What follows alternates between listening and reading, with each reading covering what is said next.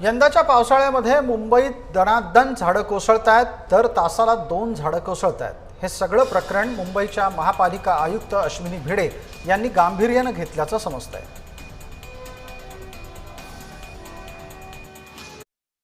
अशा वेळेला जर आपल्याला झाडांच्या मुळाला धोका पोहोचतोय असं वाटत असेल तर त्याला सिक्युअर करून ती युटिलिटीची कामं कशी करायची याच्यासाठी सुद्धा आपण एक्सपर्टचं ओपिनियन घेऊन त्याच्यामध्ये कारवाई करू।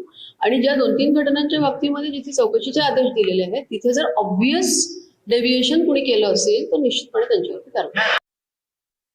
त्यापैकी काही दिवशी 300 mm पेक्षा सुद्धा पाऊस कमी छोट्या टाइम स्पॅन मध्ये आपल्याला अनेक ठिकाणी मुंबईमध्ये पाहायला मिळाला।